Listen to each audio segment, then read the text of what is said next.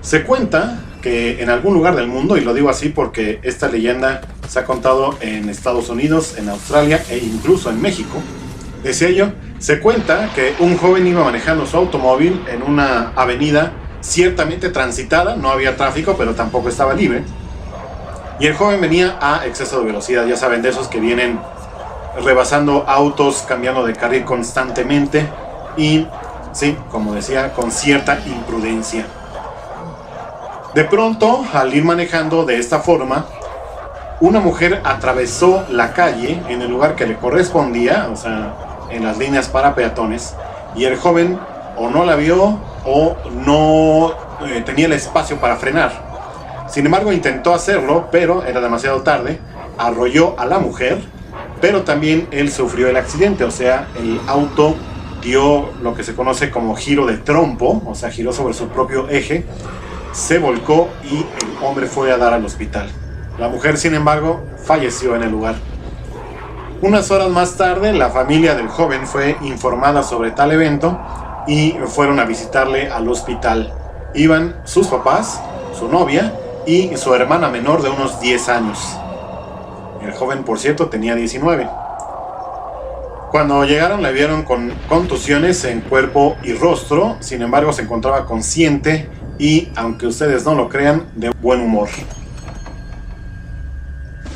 Al entrar, los papás le vieron y también sonrieron al ver que estaba fuera de peligro.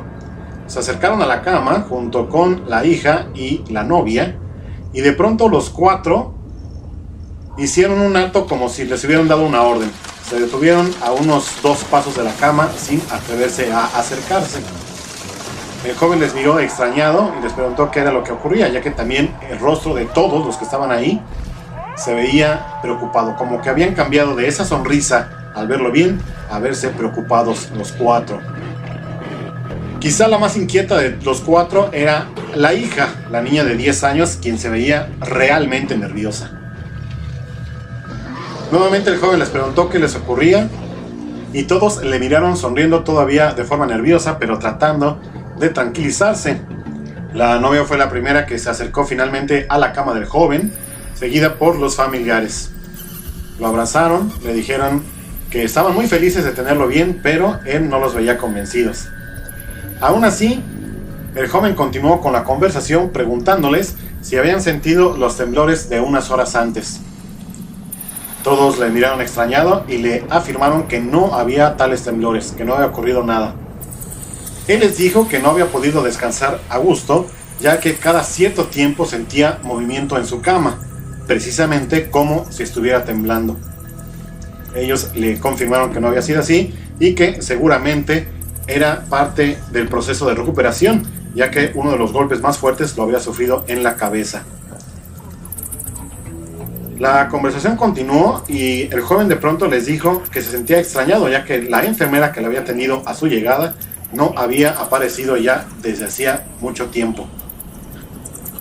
La mamá, indignada ante esta falta de atención, fue a buscar a las enfermeras y le señalaron cuál era la que se encargaba de su hijo.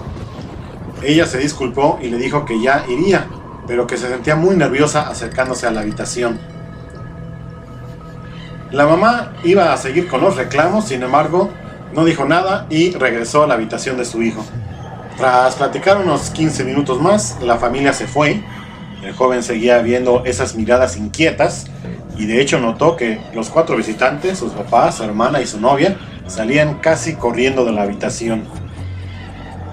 Un par de horas más tarde, el joven fue informado que se había dado de alta, ya que las heridas y contusiones no representaban gravedad y no ponían en riesgo su vida. Así, el joven abandonó el hospital y cuando estaba a punto de salir, en la recepción encontró a la enfermera que la atendía. Se detuvo para agradecer sus atenciones, pero esta lo que hizo fue echar unos pasos hacia atrás, sentarse en una silla y sin voltear a verlo se puso a llorar. El joven del accidente entendió esto como una respuesta a lo que había ocurrido, o sea, que él había sido responsable de la muerte de una persona por su forma de manejar tan irresponsable. Al pensar esto, prometió a la enfermera y a todos los que estaban ahí que iría ante la justicia y cumpliría con la sentencia que le fuera dictada. Salió del hospital aguantando la risa, ya que él sabía que estaba mintiendo. Lo había dicho para tranquilizar a quienes lo veían, entre enojados y algunos igual de nerviosos que la enfermera que se había alejado de él.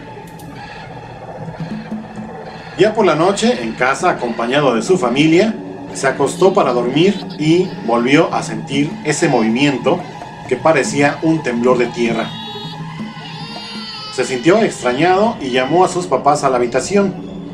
Estos entraron y vio en sus rostros exactamente la misma expresión que había visto en ellos cuando entraron al cuarto del hospital. De hecho, una vez más, no se acercaron a la cama. Como todavía estaba impactado ante el movimiento tan fuerte que había sentido en la cama, no prestó atención a la reacción de sus papás y les explicó lo que acababa de experimentar. Una vez más, un movimiento aparentemente como un temblor, pero más fuerte de lo que había sentido en el hospital. Los papás lo tranquilizaron, eso sí, desde lejos, y abandonaron la habitación. Apenas unos minutos después, la pequeña hermana de 10 años de este joven entró a la habitación y lo miró fríamente, sin acercarse a la cama. El joven extrañado le sonrió para tranquilizarla y le pidió que se acercara a él. La niña simplemente negó con la cabeza y dio un giro para salir de la habitación. El joven le pidió ya con mayor firmeza que se acercara a él y que se subiera a la cama para platicar. La niña le miró nuevamente y echó a correr hacia él dando un brinco en la cama, no de forma juguetona, sino más bien como huyendo de algo. Ya desesperado el joven al ver todas estas reacciones de su familia y recordando lo que había visto en el hospital, le preguntó a la niña qué era lo que estaba ocurriendo, por qué se sentía así de nerviosa.